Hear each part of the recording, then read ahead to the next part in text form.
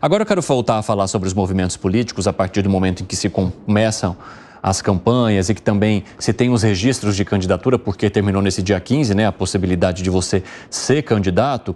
E esses registros, quando a gente fala em prefeito, vice-prefeito e vereador, apontam para um novo desenho partidário no cenário político brasileiro, com o avanço de legendas conservadoras como o PL, o Partido Novo e o Republicanos, e o recuo de partidos tradicionais e mais voltados ali à esquerda, como o PSDB, PDT, Cidadania, PV, PCdoB. Por que vocês acham que esse movimento, como partidos do PL, por exemplo, vem ganhando força, hein, Gustavo Segré? Jair Messias Bolsonaro. Não tem outra explicação. Ouvi de boca do próprio presidente do partido, Valdemar da Costa Neto. O PL não seria o PL se não estivesse Bolsonaro aí.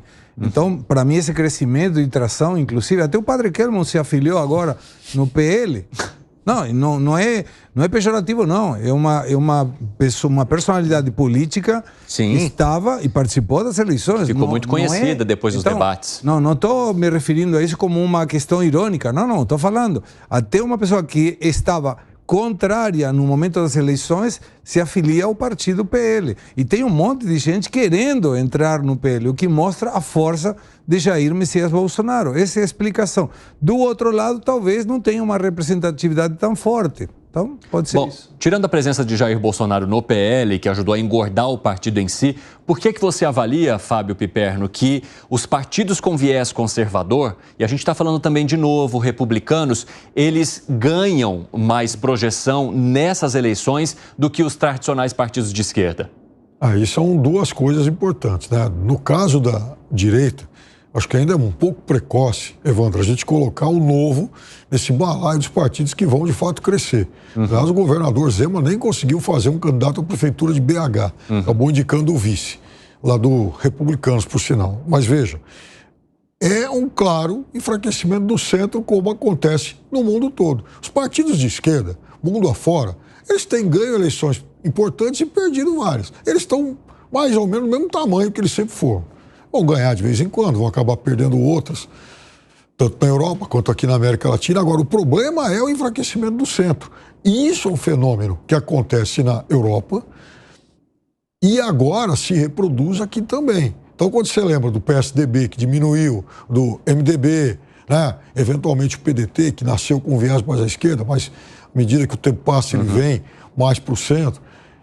Então, esses países, esses partidos, eles vão ficando cada vez mais sem espaço, porque, de fato, o eleitor, e aí tem a ver com uma nova orientação do próprio eleitorado, eles querem posições mais assertivas e duras. Me fale em um grande país, um país importante, onde o centro cresceu. Acontece isso. Ou o voto vai mais para a esquerda ou vai mais à direita. O que foi, Segré? Queria fazer uma aposta com o Piperno, uma pizza. Uma pizza do gosto que você quiser.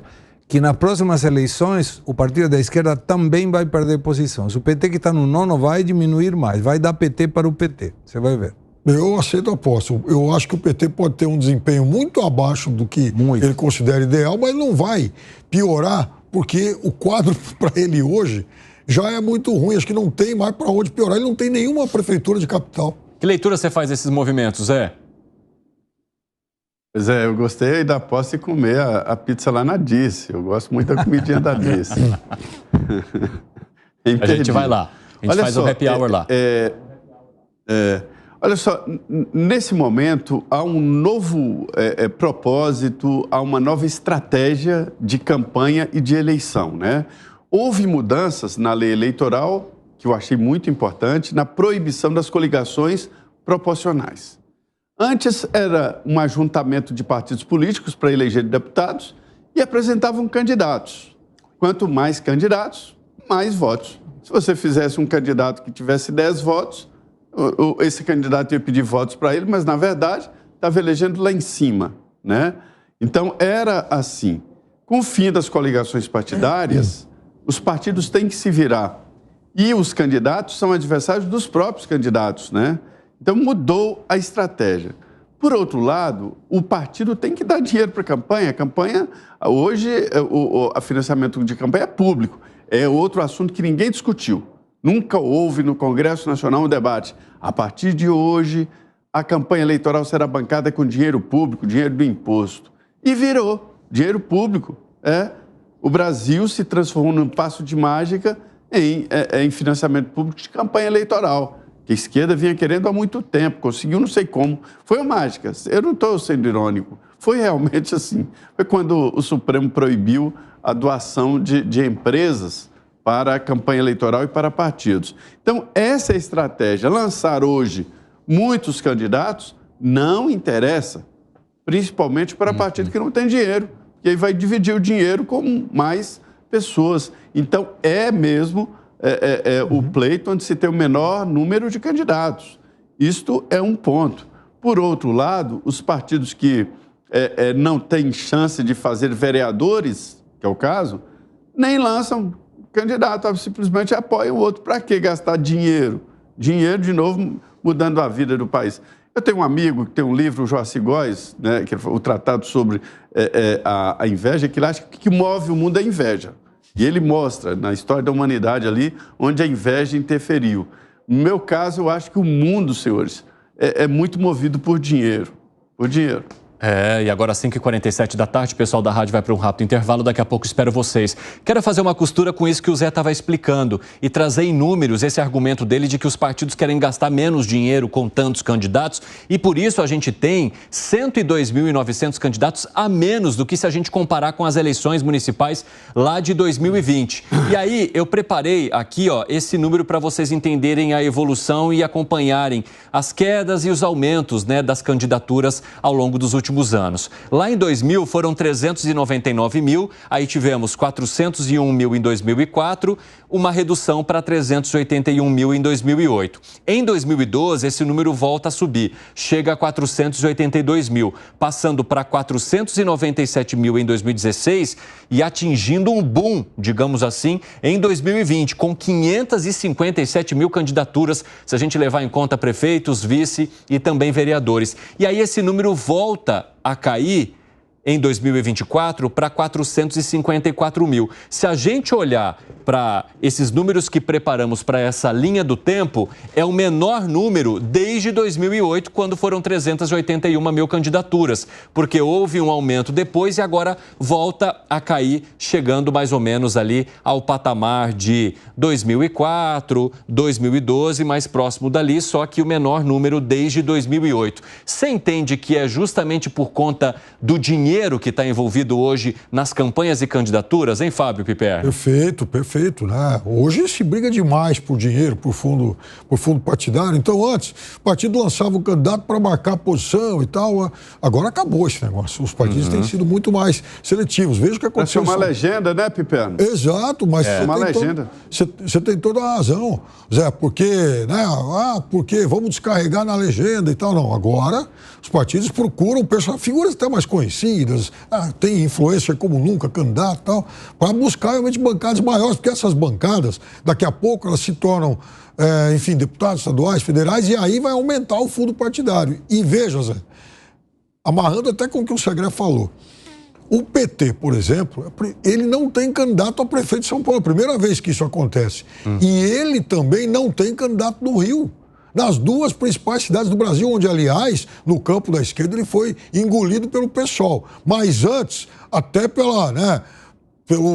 espírito guloso que o PT tinha, ele lançava candidato. Ele sabia que não ia ganhar, mas ele lançava. Agora, não é assim, não vamos gastar à toa e precisamos prestigiar os aliados. Mas aí o que você acha que está envolvido nessa estratégia? É se unir aos aliados para combater a entrada da direita nesses postos? Então ele abre mão do protagonismo simplesmente para lutar contra isso? Ou tem a ver com perda de força mesmo e necessidade de dar uma segurada nos gastos com o apontamento de candidatos, Piperno? Tudo isso, porque seria muito tranquilo lançar um candidato agora, ele tem 7, 8, 10% e no segundo turno ele apoia aquele do seu campo ideológico.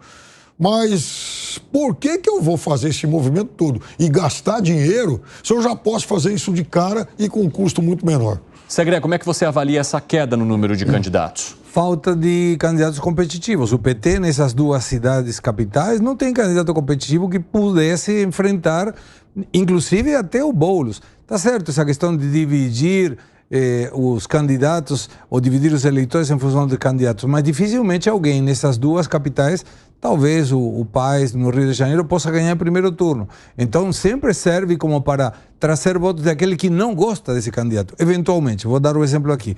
Talvez alguma pessoa, eleitor da esquerda, não gosta do Boulos e teria uma opção em outro candidato do PT. Mas o PT não tem candidatos competitivos, então ele prefere optar por essa linha. E o dinheiro, claro, faz toda a diferença. Vamos colocar os números no nosso telão aqui novamente, porque eu queria também ouvir uma análise de vocês sobre esse detalhe aqui, ó, de 2020, porque a gente teve um boom realmente, né?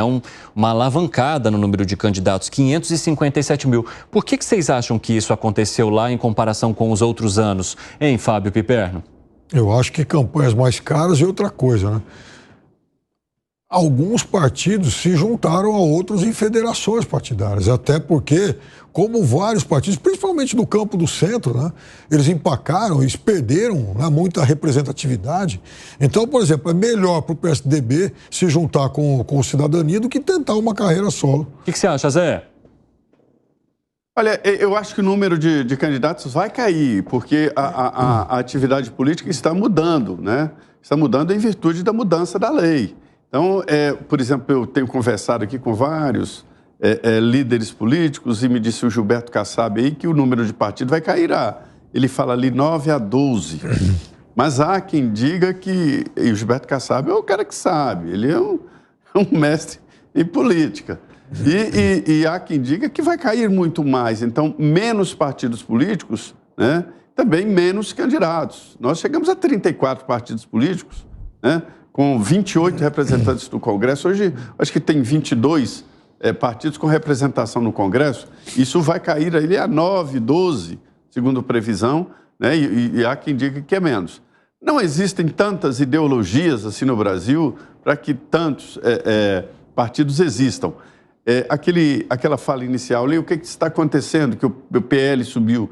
É uma concentração, né, de ideias em partidos, e não tantos partidos, mas num só partido, que o Valdemar Costa Neto está fazendo ali um trabalho muito forte nessa concentração de liberais, né, que é a origem do partido, na sigla dele. Então, essa concentração é importante. Então, a minha previsão é de que em 2026 o número de candidatos caia muito com relação a 22, né? Porque não pode comparar municipal com estadual. E principalmente a ideia aqui que a gente vê nas votações dos debates é usar essa eleição municipal como cobaia. E a partir do resultado e da avaliação, eles vão fazer uma nova regulamentação para 2026. Então, o número de candidatos deve cair e alguém falou a palavra aí que eu escuto muito aqui, candidatos viáveis. Esses serão as estrelas e serão buscados, porque não adianta e tal de gastar sal com carne podre. Então, apresentar candidato que não tem voto não vai ser bom para partido aplicar dinheiro nisso, não. Fala, Segré. Eu fiz uma conta, não sei se eu estou errando no conceito, mas são 557 mil foram em 2020. São 5.568 municípios. Estamos falando de 100 candidatos por cada município, se eu não fiz a conta errada. Agora vão ser 81 candidatos por cada município. São Paulo tem 55 vereadores, Rio de Janeiro tem 51 vereadores. Não me parece que o número, em função do tamanho, tenha tantos candidatos para as cadeiras que estão sendo disputadas. Insisto, não sei se eu fiz uma conta errada, Zé. Não sei. Que foi, Zé? É que os partidos podem lançar, eu não tenho o número exato, mas com base do número de vagas na Câmara de Vereadores. Então, há um número muito maior de pessoas concorrendo do que, de fato, vagas disponíveis para que eles possam entrar. Mas, para a gente arrematar a nossa conversa aqui, eu queria também falar um pouquinho sobre o PT e o PL, porque a gente viu um crescimento do PT, inclusive mais de 1.000 candidaturas aí, a gente viu um crescimento do PL com mais de 1.000 candidaturas sendo lançadas. Há uma expectativa e uma vontade do partido de obter ainda mais prefeituras neste ano. O PT não está com essa força toda, mas em 85 cidades, o PT e o PL, eles vão subir juntos ali nos púlpitos, nos palanques, para poder apoiar os mesmos candidatos. Como é que fica isso, hein, Segré, no teu ponto de vista? Uma vergonha. Vamos torcer juntos. Eu sou corintiano e você é palmeirense, mas vamos torcer juntos. Não tem essa, é impossível. Quando o PT e o PL se juntam por alguma questão de uma eleição, tem coisa ruim no meio. Não tem como, é água e óleo. Não tem como juntar isso. Mas são coisas da política, né? Ô Zé, você acha que o Segrelli está olhando mais para o âmbito nacional e no âmbito local as relações são diferentes? São completamente diferentes, né? Mas é ideologia. Primeiro, o número... eu consultei aqui, cada partido, segundo o TSE, cada partido pode lançar o número de vagas da Câmara de Vereadores mais um, cada partido político. Então, se reduz o número de partidos políticos, né? Diminui também o número de candidatos. A eleição municipal é totalmente diferente. Eu vi muito nesse debate sobre financiamento de campanha que alguém levantou e falou assim: mas vocês estão falando da eleição federal, agora imagina financiar uma eleição municipal. E começou a fazer cálculos. Eu falei, nossa senhora, é muito dinheiro, porque são muitos candidatos, cada município tem um número grande, cada partido lança candidatos e tal. E aí a gente vê que os recursos são praticamente os mesmos, né? Porque a campanha de vereador é mais barata. Mas são campanhas completamente diferentes. Mas lá se mapeia a vontade do eleitor, na eleição municipal. Então, essas eleições são importantes para 2026. Arremate, Piperno. Então, vou dar uma sugestão aos partidos, que eu vi hoje, acho uma reportagem do Jornal de Fora, sobre como foi que a Kamala Harris passou a receber muito mais dinheiro do que se imaginava. Grupos temáticos passaram a fazer reunião por Zoom. Então, por exemplo, algum grupo que defenda alguma pauta identitária. Então, pessoas físicas. Elas vão lá, se juntam, olha, vamos apoiar e tal, e vamos colocar um dinheirinho na campanha, porque dinheiro de pessoa física aqui no Brasil pode. Então, quem sabe aí os partidos conseguem robustecer um pouco seus caixas recorrendo a isso. Não, mas, ô Piperno, desculpa, eu não sei se eu entendi direito, você disse que aqui no Brasil pode ter esse tipo de financiamento, não pode. Pessoa física, né? Tem o autofinanciamento, como, Piperno? Pessoa física, né? É porque é limitado. Sim, até 20% do rendimento anual anterior. Então é muito difícil. Tem que ter o CPF. Perfeito. Né?